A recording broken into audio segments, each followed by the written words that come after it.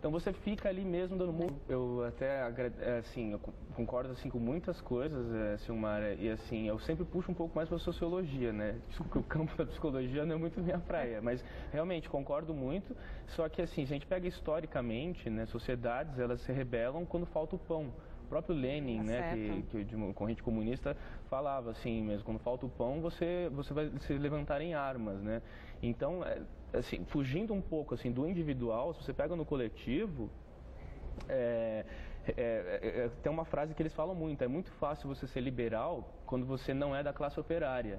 Né? Então, realmente, qual o perfil dessas gangues até? Claro que a gente vê pessoas assim, de classe média alta até fazendo parte disso, até que eles chamam assim, paguinha, playboy, que quer não sei... Tem isso daí também, mas um grande perfil realmente é aquele cara que está, assim, ele vem de uma periferia, ele quer se autoafirmar como um bom trabalhador, um cara honesto, principalmente os carecas, são nacionalistas, eles lutam contra a corrupção, enfim. Então, que vão criar um sentimento de revolta e, assim, a organização é a arma dos fracos. Então, quando você está bem organizado em um grupo, você tende a conseguir mudar de acordo com o que você pensa. Sim, entendeu? Mas aí é você usar a sua ideologia ao seu favor. Então, por exemplo, como os carecas, se eles lutam de uma forma positiva, falando, né? Se eles têm a ideologia do não esquecer das coisas, que esse país acabe em pizza, acabar com a corrupção. Então, por que não convencer os demais, que não são daqueles grupos, o quanto que a gente pode unir carecas, skinheads, punks, tiazinhas como eu, qualquer outra pessoa que está assistindo a gente, para a gente, em cima do mesmo tema, a gente se unir em prol dos mesmos objetivos. Com certeza. E não eu ficar brigando porque ele é careca, porque eu sou outra coisa, e quer dizer, quem aí tem razão... Aí você pode traçar dois perfis das pessoas incluídas nesse mundo. Tem, sim, carecas que fazem assim, eles, quando tem os encontros, recolhem alimentos perecíveis e ajudam em instituições de caridades. São muito políticos, né? Escrevem, leem bastante. A gente tem um perfil assim, que inclusive esses idealistas vão criticar muito os bárbaros, que vão cometer crimes, entendeu? O problema, a questão é, a Constituição brasileira em si, até, né, com as cláusulas que teve assim na transição dos 80, após a Constituição de 88, adicionaram cláusulas contra o movimento skinhead em si, aqui em São Paulo, principalmente. Então, o que acontece? Eles não têm um espaço para se manifestar. Então, acaba... quando se falam deles? Quando é em cima de alguma desgraça. Quando morre alguém, quando tem algum vandalismo assim, tremendo, entendeu? Então, esse descontentamento deles... Como que você vai se manifestar se ninguém permite que você unindo justamente as tribos às escolas. Quer dizer, boa oportunidade de mostrar para as crianças que os skinheads não são aqueles assassinos que se mostram na televisão. Que os carecas não são agressivos e que todos, embora alguns, e a gente volta àquele assunto, não generalizar grupos, e sejam eles quais forem, que estes são taxados como bons e aqueles são taxados como ruins, mostrar para as crianças que não importa qual a tribo que você tenha, o que vale são os objetivos que a gente tem que ser em comum. Com certeza. Exatamente. Acho que só é perigoso quando eu deixo de ter a minha identidade e passo a ser só pode valer a identidade coletiva. Eu também aí eu acho que fica perigoso, não é? E o trabalho da educação é exatamente isso, porque a educação ela trabalha com o grupo, classe, é até um desafio para os professores, porque você tem uma sala de aula com alunos que é um muito grupo diferentes e também nos é solicitado para olhar as diferenças. Então não há outro caminho se não colocá-los juntos para projetos, com metas, com ideias de universidades, não é? E, obviamente, ele está coberto de razão, cuidar da população não é? Que é aquela questão do conhecimento que sem sentido, quer dizer, das oportunidades. Então, assim, o nosso país é um país maravilhoso, mas, por exemplo, eu não consigo conceber que de cada hoje 100 mil jovens, 63 morrem por homicídio. É um absurdo. Não é? É um dado gigantesco. Então, e aí me comove saber que hoje pode ter um jovem, não é? E tem aumentado muito nas capitais, tem aumentado muito no norte e nordeste do nosso país, diminuiu um pouquinho São Paulo e Rio de Janeiro, da morte de jovens de 19 a 23 anos, não é?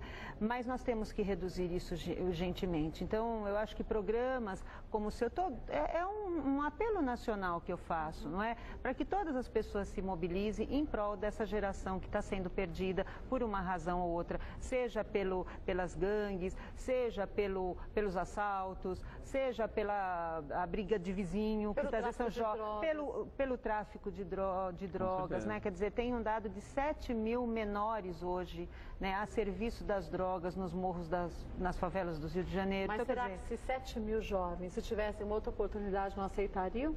Exato, não é? Né? Então, será que eles vivem daquele jeito por opção ou por falta de incentivo, muitas vezes, de educação, para que eles consigam ter um objetivo de vida e saber que eles são capazes de chegar a algo melhor que isso, né? E isso precisa mesmo de mobilização de todos. É verdade. Eu volto para a gente conversar rapidinho.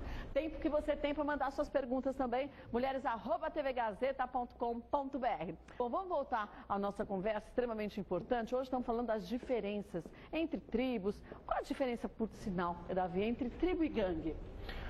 Olha, eu diria que assim, se você pegar mais para um lado antropológico, né, eles acho que qualquer aglomerado em prol de uma conduta em si, não necessariamente política, né, de uma conduta de vida, você já pode considerar como uma tribo, né?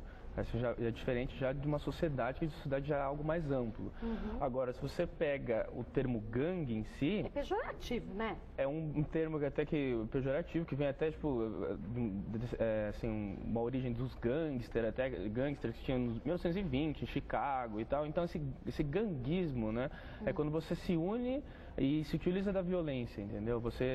São os foras da lei.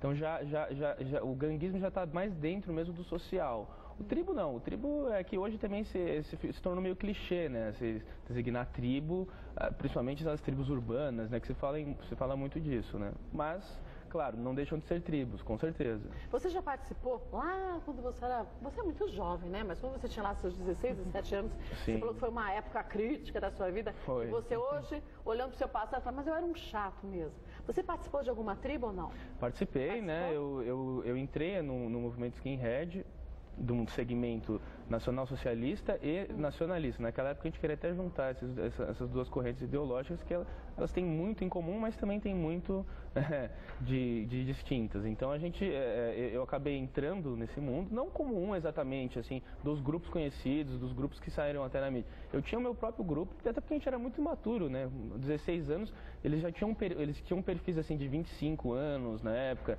trintões alguns, então a gente não conseguia transmitir essa seriedade. Mas, por gostar muito do movimento, eu cheguei a acompanhá-los em algumas ações. E o que diz esse movimento? Quer dizer, qual o tipo de pensamento do grupo dos skinheads? Então eu vou falar um pouquinho das vertentes, né? Tá.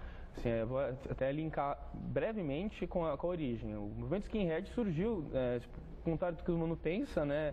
Com o convívio de jamaicanos e ingleses na Inglaterra, na Inglaterra dos anos 60. Né? E eles não tinham nenhuma corrente política ideológica em si, eles eram apolíticos, eles gostavam do ska, rocksteady, músicas jamaicanas, não era linkado ao neonazismo como se tornou algo conhecido mundialmente, principalmente hoje. Passado o tempo, né, não vou entrar fundo na história, devido assim ações violentas e a coragem, vamos dizer assim, se é que se pode dizer que eles tinham em cometer essas ações, políticos de partidos assim de ultradireita, também de extrema esquerda, começaram a utilizar essas infantarias de jovens que desacreditados, até que era a crise do petróleo, eles não tinham uma assistência, como nós estávamos falando. Então eles começaram a ser infantaria dos partidos para realizar coisas que fugiam à democracia, então realizar missões, principalmente ligadas ao vandalismo, né?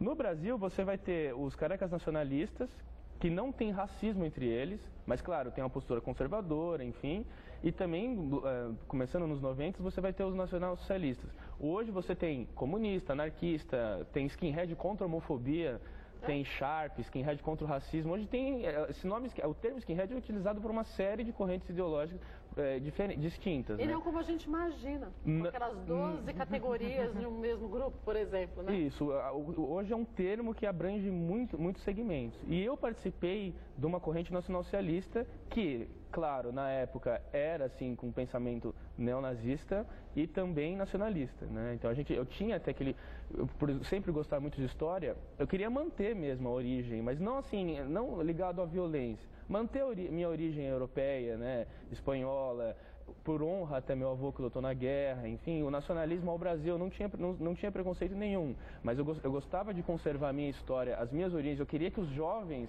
a gente sabe que devido à imigração se perde muito aqui no Brasil, manter assim, saber de onde você veio, manter a tua língua, principalmente a comunidade italiana hoje decaiu muito, é difícil você encontrar alguém que mantenha o idioma, mantenha os costumes, enfim, até dialetos, se você for pegar assim, de regiões distintas da Europa. Então eu ficava triste com isso, a gente achava que a gente era sei lá, espanhol, alemão, enfim, dependendo da sua origem, nascido fora da sua pátria, ou seja, o Brasil era a minha segunda pátria, a pátria que me viu nascer, mas a minha pátria de verdade era meu sangue, é o que corria no meu sangue. Mas entendeu? quer dizer, você, embora com essas atitudes, com esses pensamentos, você respeitava o pensamento dos outros e saía daquela linha do que muitas vezes a gente imagina, que o que vale é o que eu acho.